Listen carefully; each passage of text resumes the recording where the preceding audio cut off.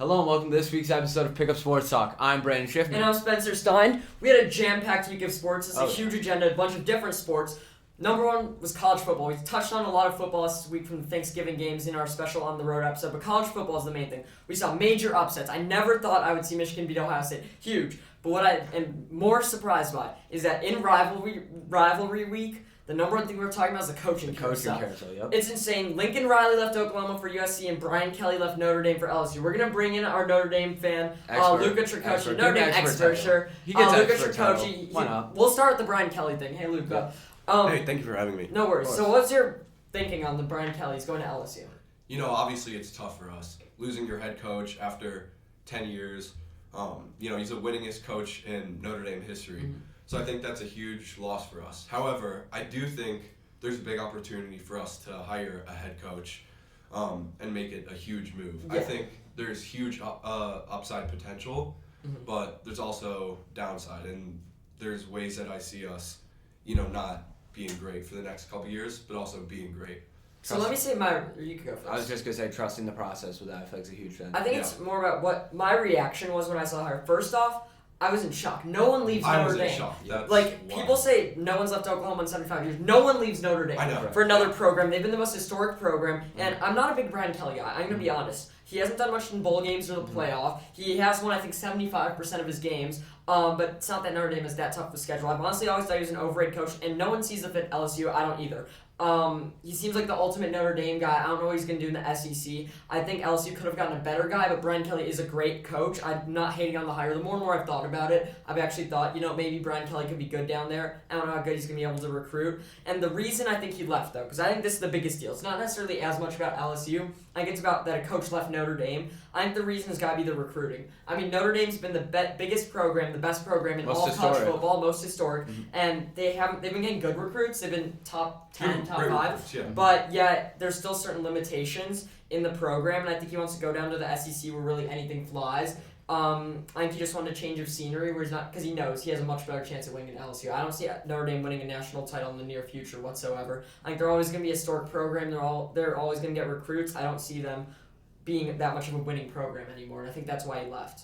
Yeah, I think that it was a huge farewell because honestly, he's one of those guys. He's a Notre Dame coach. They normally tend to stick around forever. And I didn't think he was ever going to leave. He was a part of some good Notre Dame teams, such as the Manti Te'o team that made that huge run. So yeah, it's definitely one of those things that came as a huge surprise to me. But yeah, I think he's probably just going down to the SEC, better chance to win there. But it is definitely sad, especially probably for a Notre Dame fan. It's just crazy. Like, we've never seen anyone want to leave Notre Dame for a school like LSU. It's the same thing with Lincoln Riley leaving Oklahoma. So let's talk about replacement. Yep. Brian Kelly... it's $100 million for 10 years. I forgot to mention that. Yeah, it's that he's going to be making $15 million at LSU while he's making $7 at Notre Dame. That's what it comes down to. But do you think if they offered him the same amount of money, he'd leave? That I'm not too sure about. I think he's a guy, he wants a championship. And I agree. I think there's more potential for him to actually win a championship at LSU. However, there's a lot of competition there, and I think the LSU is going to be insanely good for the next coming years. I don't know about that, but initially my thinking was, it has to be the money, because I thought... It's the money. But the more and more I think about it, maybe he'd rather be at LSU, maybe they have a better chance of winning, but I just want to mention, to make a connection with Brian Kelly, Kim Mulkey, who used to coach Baylor women's basketball, dominant there. LSU brought her over with all that money. She had built an empire there. It's like Saban leaving Bama.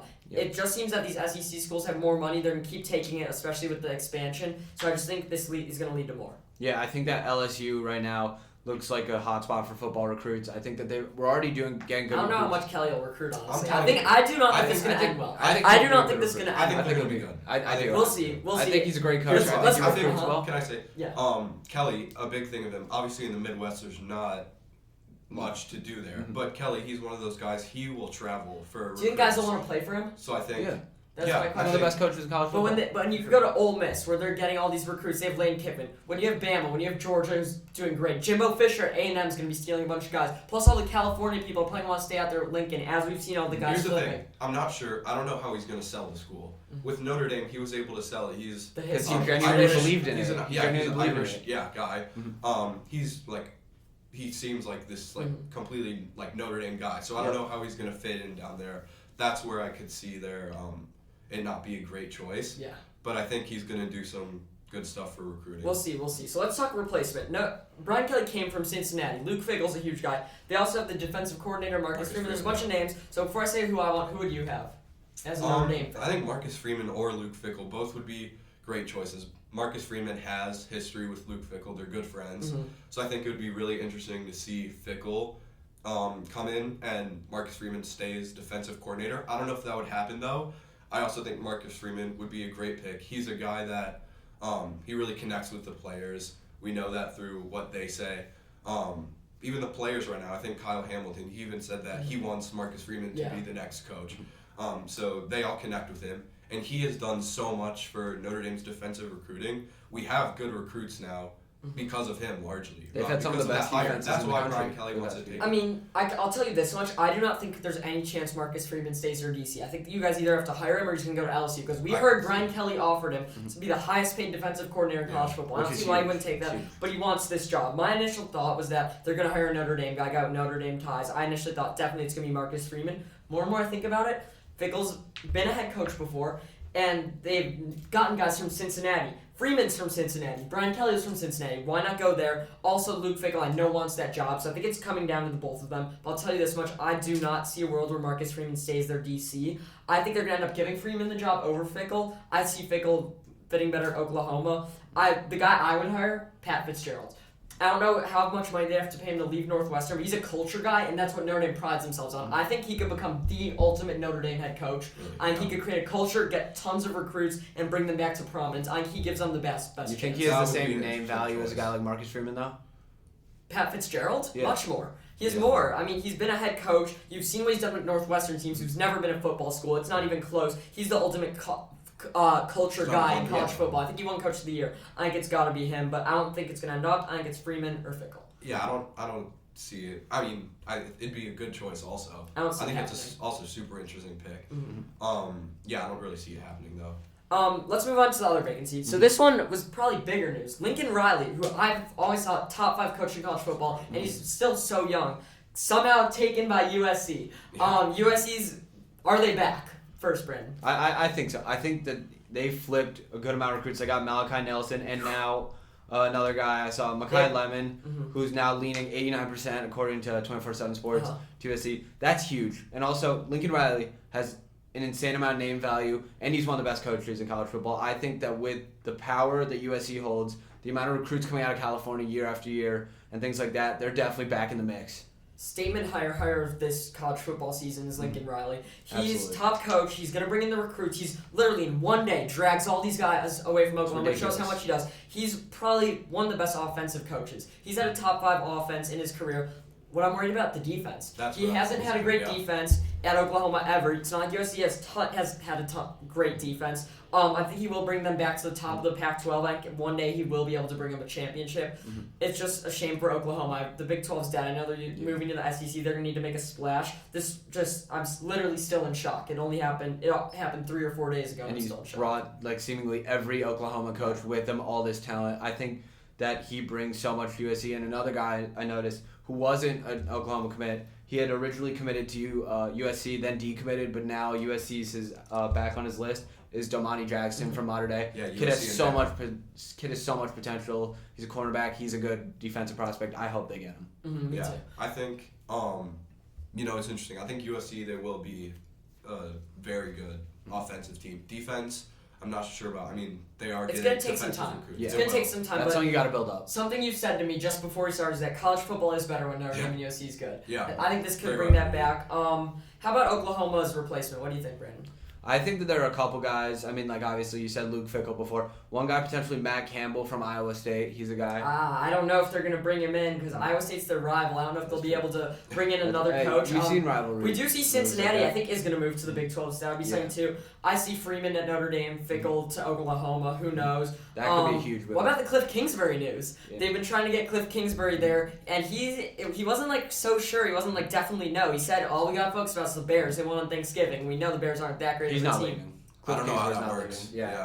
Yeah. Initially I said there's no way he would leave. Why would anyone go NFL to college, especially with the number 1 team? But I don't know. I'm so confused why he's not shooting it down. Urban Meyer. Urban Meyer's an Urban Meyer, I interesting think case. he's staying. He's He's an not interesting leaving. case. Urban Meyer to Notre Dame. He's a more interesting 100% case because staying. all the controversy and how bad his team is. one guy whose team is bad, Cliff Kingsbury, he's staying in the NFL. The Cardinals are currently the best team in the league. I mean, any other coach, I'd say yes. I think he definitely will, but Kingsbury's been very vague about it, so we'll see. He's a bit of a wild card. We'll see. But this coaching carousel is great, and it's just getting started. We still got a lot of people to go. Maybe Coach will end up somewhere. Who knows? Thank you for joining us, Luca, for all your takes. I also hope Notre Dame comes back to prominence. Let's talk about college football. One thing. This year taught me college football is better than the NFL. I agree. Yeah. I also agree with that. So much more interesting, so much more happening. I mean, the NFL I love because it's got fantasy, but the college football, even though I don't love the playoff as much such either, an appeal. It's just such appeal, chaos every week. Oh yeah. That's crazy. With that 12-team playoff though. I don't know if I like that personally. You don't like it. Oh. I don't know if I want more teams in the playoffs. I think it'd be super entertaining. It'd be interesting. I don't want to see 3 weeks of playoffs in college football. No, it's it's just not like college football. I just think bringing in more teams will bring in even more interest. But also like it doesn't matter if you lose games. The 3-loss Bama team will make it every year. That is a good point. Like I just think it's the thing that brings in the most interest is bringing a couple more teams in the playoffs. Yeah, it would be big for this. I don't know. We'll see. Let's move on to this week because there was chaos. No problem. Thank you, Luca. There was chaos. Michigan upset Ohio State 42-27. Any thoughts? What went into that? Yeah. I think that Hassan Haskins, obviously, career game, 5 touchdowns. He's the only reason they won. I think that was the record. Michigan's defense did, for the most part, they did what they had to do in the sense that Aiden Hutchinson did a great game. David Ojabo played super well. I know you're a big fan of David Ojabo, as am I. And Stroud had a decent game. He had that one crazy touchdown to, I think it was Olav. That was crazy, but yeah. Ohio State overall just kind of got shut down. Their run game wasn't amazing, and there were times when I thought Ohio State looked like they were going to take over, but in the end, Michigan just wound up playing better for more of the game than Ohio State did. Day of the game, I was watching College Game Day on ESPN, watching all the lead up on every channel, and Ohio State's treating it like every other game. Every year with this rivalry, we hear them both saying we hate each other, need this game. Only Michigan was saying that. Michigan, every single player. Ohio State was acting as if they were above them. Michigan saying we've come back just to beat them. Yep. And you see all the fans, every year Michigan fans like, we're beating them. This year they're like not expecting a thing. Yep. And that made me skeptical. And yet even seeing that, I would never pick Michigan in that game. Because Ohio State's beating them every year. Harbaugh can't seem to win, and I still think they're a talented team. Michigan proved me wrong with that because they did want it more. I didn't think wanting it more translates to a win. Hassan Haskins is the reason they won that game. 5 I touchdowns. think Aiden Hutchinson also. That entire defense. That Michigan defense played well. Here's my thing. I thought my prediction was Ohio State scores 31. They scored 27. Ohio State's offense obviously didn't look great, but they scored about where I thought they would. It was Michigan's offense. That's why they won. I would have thought Ohio State would win with 27 points. I thought Michigan wouldn't be able to score. That's where I was surprised. Obviously, Michigan's defense is great, amazing, but I thought they would play well. This is what I thought they would do. It's their offense. And when I saw scores, I was like, oh, McNamara's got to be doing something. No. He didn't. One interception, no touchdowns. He had a very average game. All Haskins. Yeah. I think Ohio State's offense, though, other than the fact that they didn't put up whatever, like 42 points, 42 plus, they played super well. Jackson Smith and Jigba, he's a stud. He was. I don't know why Wilson and Olave are going to be top 10 picks, and I haven't heard anything about him. I think he's the best He was one. cooking them all game. He was doing amazing. I was saying to myself, like, if they find a way back into this game, it's going to be because this kid winds up just taking over. Because he got like 11 receptions. I think he had like 15 targets. He was their entire offense for a large portion of that game. Yeah, definitely. That's just a shocking result. I think it's huge for Harbaugh, though. I think there's a sense of confidence. There's a sense of confidence. What's going to happen now? When they lose the next 5, they're going to say, he beat them once. That's true. And, I think that there's a sense of confidence, though, behind it now in Michigan that they haven't had before. They've always sworn by. Hey, you could say that. My biggest nightmare, I have nightmares about this every night, is that we see Cincinnati versus Michigan in the playoff. You have a very good life if that's your nightmare. That's all I have to say. The thing is that Cincinnati, I don't think should make the playoff. We'll talk about that in a bit. And I think they're going to get smoked by whoever they play. But if Michigan's in there, not only will Cincinnati... I think Michigan beats Cincinnati. Oh, of course. But not only will Cincinnati look better because it'll be a close margin, but Michigan will be in the title. They're not the second best team in college football. I don't think Michigan's that good. They have a great defense. I love Ojabo. I love Hutchinson. He's probably a top 2 pick. In my opinion, I do not want to see Michigan Cincinnati. In my opinion, yeah, I think that game might not be great.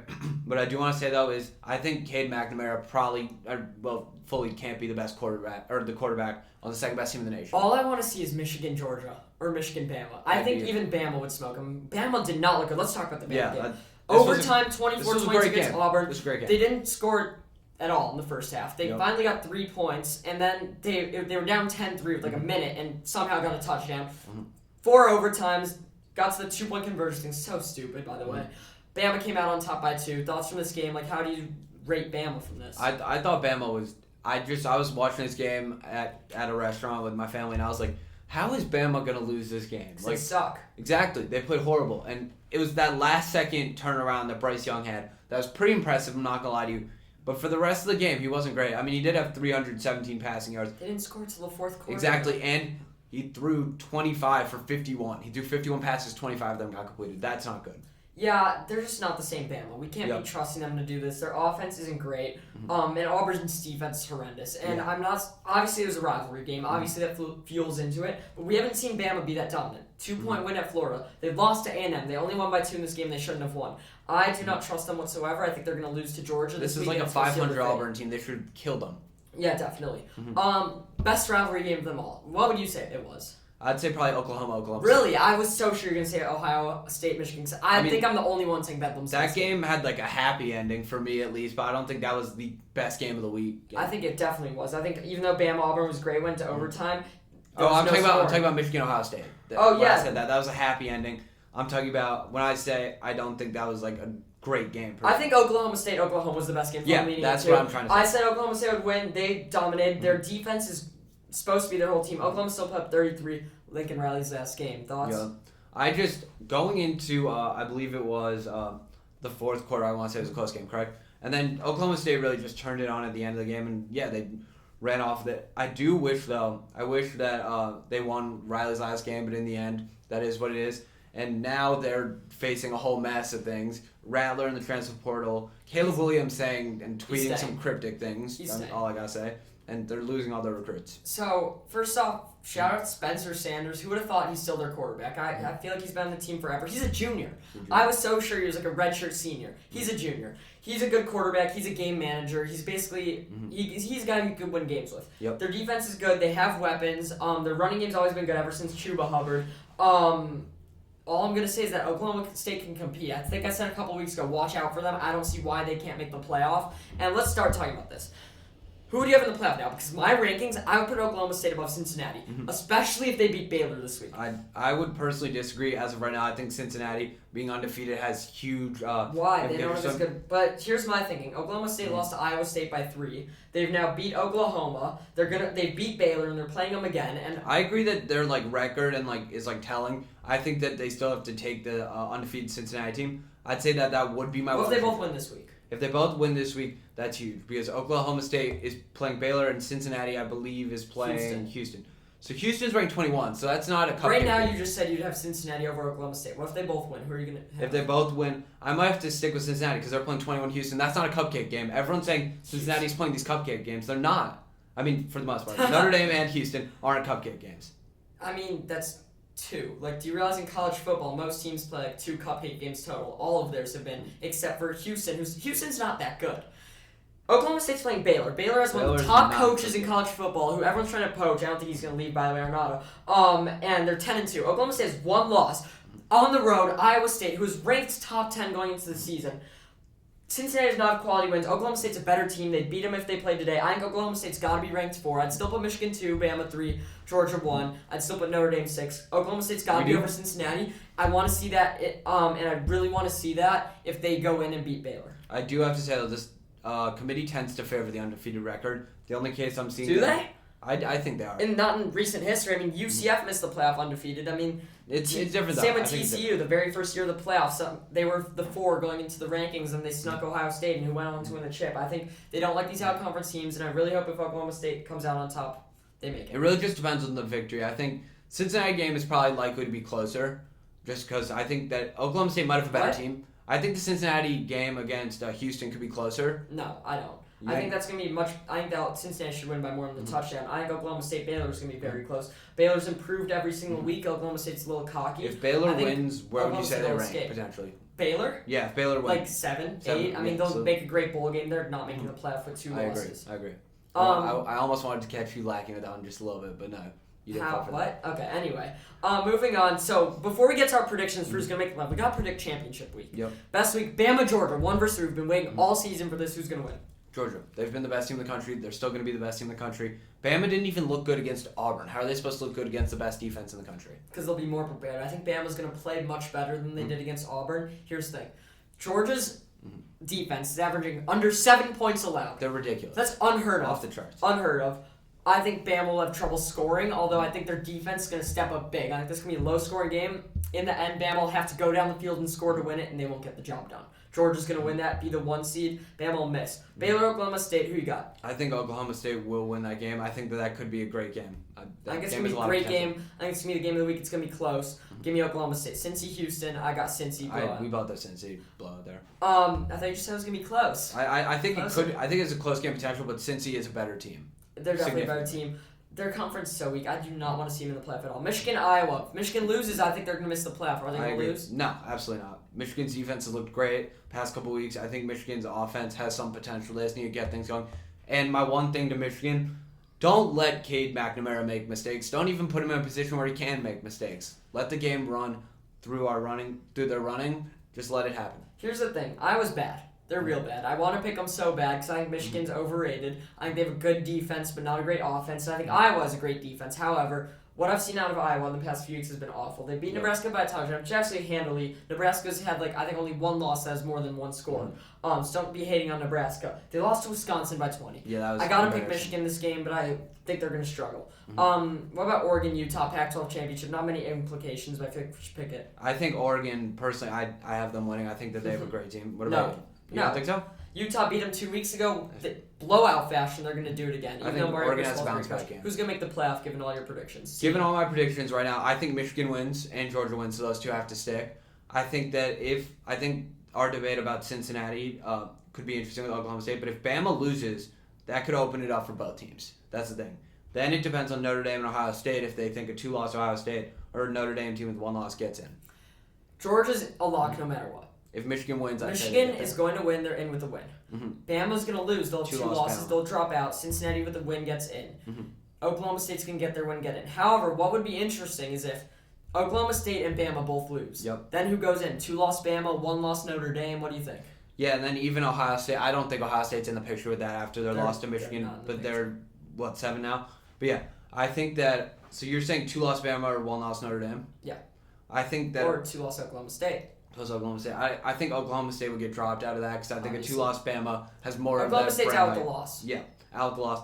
I think, honestly, 2-loss Bama probably would get in over Notre Dame, but I think that's super close just because they both have huge name value. I just think Bama could be a slightly better team. 100% all depends on how Bama plays. If Bama plays Georgia close to them. If they get blown out, it's going to be Notre Dame. Biggest nightmare is that I see Michigan versus Cincinnati. All I want to see... I do not think I'll physically be able to root for Bama to beat Georgia, but I might have to. If Bama beats Georgia, I think Bama becomes the 1. I think Georgia's the 2. Michigan's the 3. Cincinnati's 4. That would be great. Bama's going to blow out Cincinnati. Georgia's going to blow out Michigan. That's all I want to see. So I think I might have to root for Bama just for that purpose. Quick 30-second, Brandon. Completely shifting gears to basketball. Yep. Blake Griffin out of the Nets lineup, Kemba Walker out of the Knicks lineup. These guys were stars recently, so which one is a bigger surprise to you? Kemba. I think Kemba's a bigger surprise just because Blake Griffin, we've kind of been seeing his decline dwindle over the past couple of years. Ever since he got to Detroit, he was putting up good stats there, but it's Detroit, what was really going on there? Kemba's a bigger surprise because even a few years ago, Kemba was seen as a top 10 guard, top 5 guard in the league. Now he's completely out of you could say he hasn't been good since Blake Griffin was good. That's fair, but I think even then, it's not. I think Blake Griffin, his productive years in the league were a lot farther away than Kemba's were. I do not agree with that. I think Blake Griffin... He was putting together wins on the worst... Clippers? No, I mean, he left the Clippers in 2016. Yeah, no, I don't think Kemba's been good in a while. I think he's productive in Boston. I think so. Kemba? Okay, so first off, I completely agree with you. I think Kemba's the bigger surprise. It's not even close. However, Kemba was awful in Boston. He was productive for a year or two in Boston. He made the team worse when he was on the floor. You could look at all the stats. He made the team worse. In his last year in Boston, I think the years before. And the year before. He was there for 2 years, I think. I think he made the team worse both years. I think he made the team better the first year. We could look more into that. It's not even... Kemba's the bigger surprise by far, but... Don't act like Kemba's been good last year. Don't act like I don't think he was good last year. I think he was good 2 years ago, and I think he was good 3 years ago. Whereas Blake hasn't really been good in 5 years. I agree with that. But I think Kemba hasn't been an all-star in 4 or 5 years. That's a fair Let's move on to baseball. Did not think we'd be talking about baseball this early. So, a lot of free agency. Yep. Which one do you want to start? Let's say we start with Scherzer to the Mets. Go ahead. 3 years, $130 million. He's getting highest contract in baseball, and he's 37 years old. Ridiculous amounts of money. I think he's making more than entire teams' payrolls. Which is ridiculous. Pirates. Pirates and I think the Cleveland Guardians now. He's making more than both those teams. But yeah, their pitching core is unreal. It's ridiculous. They have a lot of talent. It's whether they capitalize on it or if it all kind of dwindles out like it did last year. I don't love the signing. I think they overpaid him. I think they have a decent pitching staff. I know Syndergaard's gone. Cohen just wanted to spend his money before the lockout comes. I'm going to talk about the lockout in a second. Let me tell you this. This is unrelated to Scherzer. Jacob Degrom's the best player in baseball. Yep.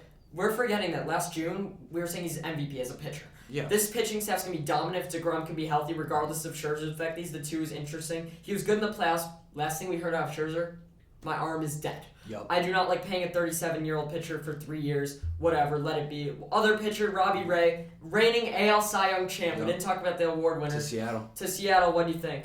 I mean, Seattle isn't a great team. I mean, they were 97-2 last year, so they were all right. They were surprising. They were surprising. I think that he could potentially get them a couple more games, but I don't think it's the biggest signing in the world per se. I think it's a huge signing. Just won AL Cy Young. If you see any other Cy Young winners go to huge deals just because Robbie Ray's name value. The AL West, the most interesting division right now in all the signings. We'll talk about the Rangers just next.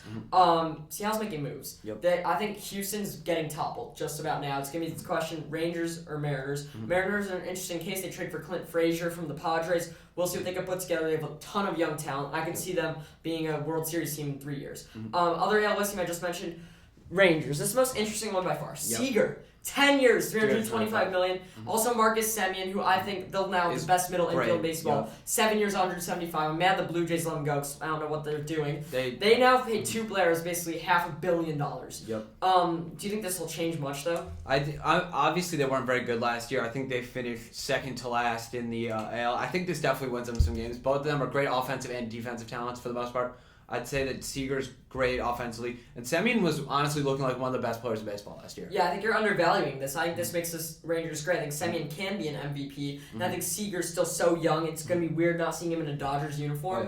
I don't think they have much else. Their pitching's horrendous. They're not going to be able to compete now. This is a core that if they start building around it slowly can start winning titles. I know it's very not like it because there's free agent signings, but I could see this being their Bryant Rizzo. I could see this being their Bryant Rizzo. They can turn things around so fast if they just get a couple more guys. Last signing I want to talk about is Detroit. Your least favorite player. Javi. Let me talk about Javi Go first. ahead. Terrible signing. He is a negative to the team. You saw what he did in New York. He basically single-handedly brought down that franchise. He led the MLB in strikeouts last year, and he's done it seemingly every year. Yes, he hits home runs. He makes this Tigers team worse, and it's already a bad team. Tigers fans thinking they signed Javi is the start of the rebuild. This is going to make them go backwards, because he's not a young guy that starts everything and go. He's going to be a waste of money. He's going to bring them down, and they're just going to have to do a full new rebuild. Yes, they have prospects. They got to stop relying on Miguel Cabrera to be out their whole offense. They still have Jonathan Scope. Bad signing. Awful. Yeah. So the Tigers went into this offseason thinking they need a star shortstop. I agree. He's not a star shortstop. I thought they were going to get Correa. I think that overall, I think that was a projection too, actually. I think a lot of people thought they were going to get Correa. Javi Baez isn't Carlos Correa. He's not even near Carlos Correa. He sucks. He's a negative. He's not great. The Cubs will have a better shortstop this year. I don't know who it's going to be. They're going to have a better shortstop. You hit it on him when he was in Chicago. Now he's in Detroit. Good luck, Detroit. Let's move on. That's all to say. I want to talk about the lockout. Yep, I want to talk about the lockout. I'm going to say it now. Baseball's not going to happen until June. Heard it here first. This has been waiting to happen for 3 years. The two sides aren't coming close to an agreement. I think the owners are paying all this money to the players now to try to get them on their good side. Players are taking their money before they could get it. You're going to see on the eve of spring training, all these players flock. Anyone not signed now looks like, because you're not allowed to sign, you're not allowed to get traded during the lockout. You're going to see, if no one signs today, you're going to see a flock of players not signing till March. Literally. I don't see baseball happening in the near future. We still have Chris Bryant as a free agent. There's rumors that he's going to go to the Rockies. Chris Bryant's going to end up going to the White Sox. He's not going to the White Sox. I think he's going to be on the Phillies. I think him and Bryce Harper have been trying to get together forever, and the Phillies are completely willing to spend money. We've seen that over and over. Carlos Correa is still a free agent. Clayton Kershaw, Schwarber, Rizzo, all these guys. Baseball, I'm not as worried about the free agency signings. It's the best offseason ever. I'm worried about the lockout. I think there's a good chance we don't see a lot of baseball next summer. Yeah, no, baseball is definitely in a weird spot right now. Like you said, with all this access to talent and the lockout looming. I don't think there's been an agreement since like 2015, 2016 between the MLB Players Association and Major League Baseball. So yeah, there's a lot on the table right now. And I think the last major lockout in sports had to be 2011 NBA. What's that? 2011 NHL, I was going to say. I think it was 2013 NHL. Oh, yeah. Because the Blackhawks, I know, was postponed and we won 17 of the first 17 games. Yeah. So, yeah, lockouts are crazy. Definitely not something I enjoy in sports. No. Let's move on to some golf. Spencer, you have a 30-second. Who do you want to talk about? So Tiger Woods gave his first press conference since the car accident. I think just yesterday. I'm gonna be completely honest. I almost missed school over it. I was watching it. I couldn't. You always gotta watch Tiger. I think he might be the GOAT of golf. And he was talking. It sounds like he's not coming back to me. He said the ball's coming out of the air shorter than ever, and he just said he was lucky to be alive and still have his limb. He said, I was lucky to have my So I truly think all these golf fans have to stop worrying about him coming back to golf and worry about himself. I think Tiger can play. I think his goal is to come back and be able to play. He'll still be one of those ceremonial guys. He's not winning another tournament. Correct. I'm going to say it. He was not playing great before the car accident. He did win that Masters. That I still think is one of the greatest sporting events of all time. Yes. I think fans got to stop expecting he's going to come back. He basically said he was over. What I was shocked by, he sounds so happy. He truly did. I thought he was going to be. I thought he was going to be depressed. He was happy to be alive. He was just saying how happy he was to be able to walk again and still have his limb. I think we got to be happy for Tiger. Just be happy of what happened. I'm one of the biggest Tiger fans. I think we just got to appreciate what he's done for this game. Say he's done, and hopefully be able to watch him again recreationally. We just got to be able to watch him recreationally. Yeah, I love what you said there. I think you perfectly encapsulated it. People need to respect his legacy and focus more on him recovering to be his full self before they even should think about him. I don't think he's coming back to his full self. He's had all these back injuries, had 9 or 10 surgeries. He said he's not going to come back the same. The biggest quote I thought that I saw and my jaw dropped was when he said, "It's shocking. I'm hitting the balls. They're dropping out there shorter than I thought they would." He's not going to be the same. He will be able to play again. But I think when he comes back, please, all these golf fans, don't get your hopes up. Exactly. He's going to come back great. Don't My hopes harass him over it. Oh, definitely not. I honestly did not like some of the questions the media was asking him. Obviously, the media does what they do with every player. They talk about things that they don't want to talk about. But I thought everyone's got to start respecting Tiger as the GOAT of golf and just kind of let him go off. It's not necessarily a Michael Jordan 98. So maybe he'll go play for the Wizards. Not disrespectfully, by the way, because I thought it was a soft move by Michael Jordan to play for the Wizards. But Tiger Woods doing this, he'll be back. Yeah, he'll hopefully come back and hopefully he stays around the sport. I think we'll see him play at St. Andrews next year. So that's his favorite course. I think he'll be at the Open next year in Scotland. Let's move on to football. Yup. We rarely wait this long for our weekend review. We talk about Thanksgiving football. Let's start Monday night. Can you lead me into this? I want to start. Alright, so Mr. Let Russ Cook here. Could have something to say, I don't know. But the Washington football team beat the Seahawks 17-15 in a crazy late game sequence. I'll let you take over. I was completely wrong about Russ. I thought this was their year. I trust Pete Carroll. I trust their offense. I think they let him cook. That team is done. Russell Wilson is done. I tweeted about it. He sucks. He was missing guys by 20 yards. And you know what? A lot of people are saying, well, he's done with the Seahawks. Pete Carroll's bad. It's that. I think he might be done. He was missing his targets. When you see a guy doing that, they're getting old. We're seeing that out of Matt Ryan, too. Matt Ryan's done as well. Russell Wilson, I'm giving him the benefit of the doubt because he's been the most reliable. It's not that he's banged up. It's that he's been the most reliable quarterback since 2011 we've seen. Even Brady's had off years. Russell Wilson, this is his first real off year. He's made 8 Pro Bowls. This is his only miss. And he missed, I think, in 2016 or 17. I think this team's going to be torn apart. Pete Carroll needs to go. Maybe Pete Carroll will go back to college. That would be interesting. Crazy. I don't know if he will. I think Pete Carroll needs to resign. I think it's so sad because DK has a lot of potential. I don't know if they're going to be able to do anything with him there. It's going to be a rebuilding team. They're going to miss the playoffs for a while. Their defense is nothing. They need to tear it all apart, let Russ go. They need to trade him. I think Russ still has value, trade value especially, because we've seen what he can do for a while. I'm skeptical that he'll ever be the same. I think he will. If I had to put money on it, I'd say he will come back somewhat the same. This year he's done. Drop him in fantasy. I'd take Tyrod Taylor over him any day of the week. Let me start with this. When everything came out during the offseason, we really should have known. He was complaining. He didn't want to show up. There was no O-line. There's no this, no that. All that made me think that's why he's going to cook. It's that we saw Pete Carroll say he's going to let Russ do more. Russ seemed happy because they kind of brought him into the organization. I thought that was going to change things. He's not going to be a Seahawk much longer now. I just think that, especially later in quarterbacks' careers, drama with the franchise isn't amazing. Normally, it's never usually a good sign. And the team's been pretty banged up all year. Chris Carson's out. The O-line's looked horrendous, genuinely horrendous. And the defense hasn't looked good. Not surprising. That was kind of the expectation going into the year. And they've just been a mess all year, and I think that this is the implosion of a franchise right here. I agree. I think the Seahawks are done. There's not much more to say. Yeah. Let's move on. Bengals-Steelers, another blowout of a historic team. Put these two things back to back. Bengals 41, Steelers 10. Was this a changing of the guard in the AFC North, you think? I think that, the AFC North is talented. You have the Ravens, Bengals, and Browns, Steelers. I think 2 of those teams are legit right now. I don't think it's the Browns. I don't think it's the Steelers. I think the first 2. Ravens and Bengals. Can they compete for a Super Bowl? Probably not. Definitely not the Bengals. Definitely not the Bengals. They're a good young team that I want to watch. I think they're going to make the playoffs now. I think exactly what you said. They're a great young team. They're going to be great in the future. I don't see them winning a playoff game this year, this week. It's the Steelers are bad. I was a Steelers hater all through the beginning of the season. Last few weeks, I don't know why I picked up momentum that they'd be fine. I think it's that you traded for Najee. It might be. We'll talk about that later. I don't see them. They're just awful. That's all there is to say. They're not good. And Claypool's saying play music at practice. Like, trust Mike Tomlin. Mike Tomlin's the coach. Has a playoff streak. He's had like 16 winning seasons. He's never had a losing season. This is going to be the first one. It's not Tomlin's shoot. You know what? Mike Tomlin deserves better than these bums he has to coach. I just think that, the Steelers are a mess. Like you said, Chase Claypool. Big Ben's done. Big Ben's been done. Them starting. I'm the one who said starting Haskins over him. I didn't understand that debate. It is what it is. I'm not gonna debate you on that. What I will say is that Big Ben just ever since what did they start last year? 11-0, 12-0. Yeah. That instilled so much false confidence. I've never seen anything like that in the franchise. Yeah. It's just that they have 3 great receivers, and I don't think any of them are good. Juju and Claypool, especially. You said 3 great receivers? They have 3 guys who have name value that aren't good. Yeah. Deontay Johnson's the one. It's the other 2. They're done. The dance boys. Exactly. The TikTok boys. We're moving on to the real games. Packers 38, Rams 28. Or sorry, Packers 36, Rams 28. Yep. What are your initial reactions to this? Packers look great. Honestly, right now they're probably my favorites in the NFC. I agree. Mind you, the Bucs, we'll talk about them later, are still lingering. You can't bet on a team that isn't led by Brady at this point.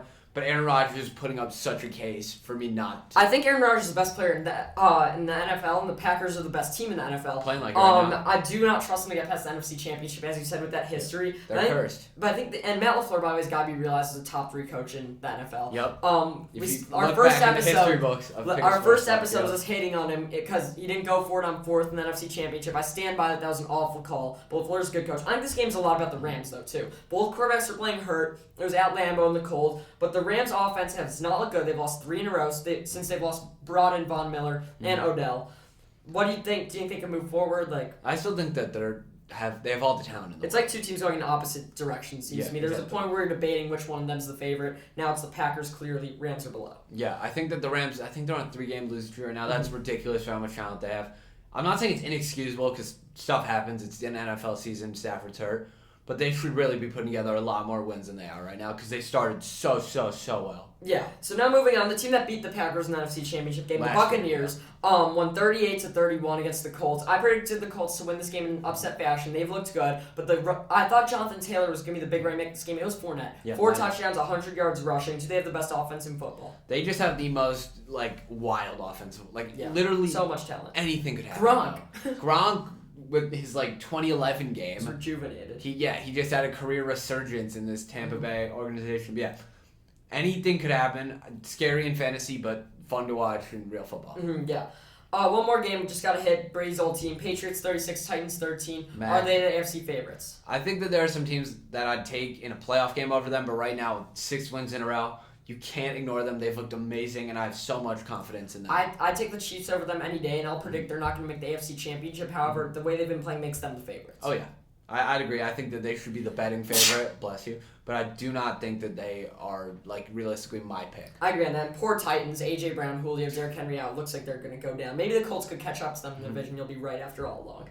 Let's run the hurry-up. Ravens 16, Browns 10. I'll start with that game. Browns are done. Their offense is nothing. People thought Odell leaving would help. It's not. Case Keenum should play for them. Yep. He's the backup, but he's healthy. Baker's hurt. He's not doing much. Bad combo. And Lamar threw 4 interceptions. I don't know if I could trust his passing game. Everyone would say he could pass, but I don't know. He's a running quarterback. He could do it all, though. He's a Pro Bowler. He's great. The Ravens can make a run, but I think the Browns are done. Yeah, I agree. I think that the biggest takeaway of that should be that the Browns are bad, not the Ravens are good. Agreed. Next game, 49ers beat the Vikings. That I don't think was my pick. And Deebo Samuel just proved to be a human flex, literally human flex. He played well. He had 2 touchdowns with 2 receptions because it was just running the ball. So yeah, they're fun to watch. I don't think the Vikings are quite that team, and I think that they have a lot of talent, but I don't know how well it's being used. Dolphins, Panthers, pumped to talk about this game. Both teams, now they're tied 5-7 each. Dolphins coming on a 4-game win streak. Yep. Tua's underrated. Let me say it. I know that pains for me to say to you. Tua is not going to be his Bama self. But but he's played well last 3 games. He came in against Baltimore, won them the game, played well last week, and played great this week. Dolphins, before the season, I predicted them to be better than the Patriots.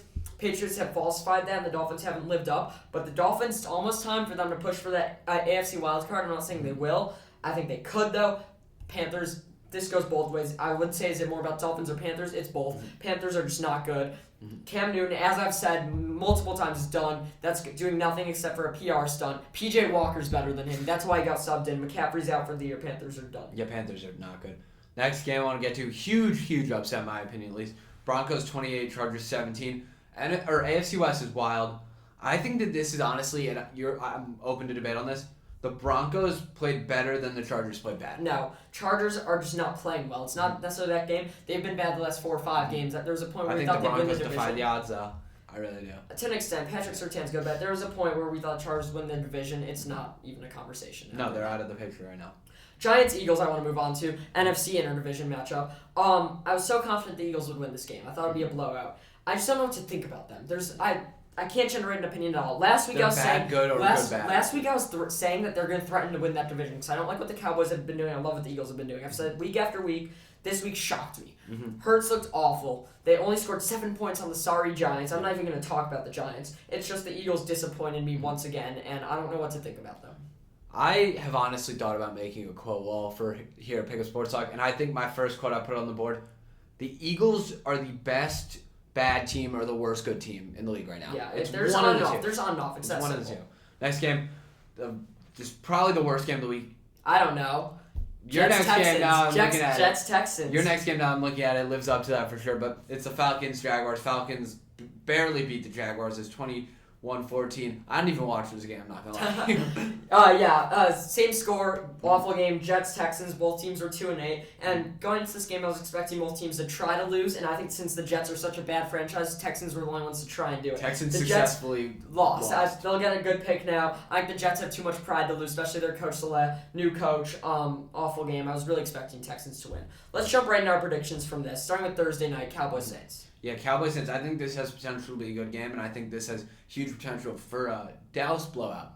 They got their boys back, their receivers back. They're going to be firing on all cylinders. It's going to be a great game for Dallas. I agree. I have no clue why the spread's 4.5. We saw what the Saints did last week. They're a bad team. They're just not good.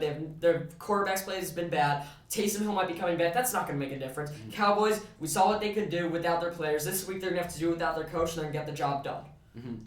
I agree. Next game, Sunday.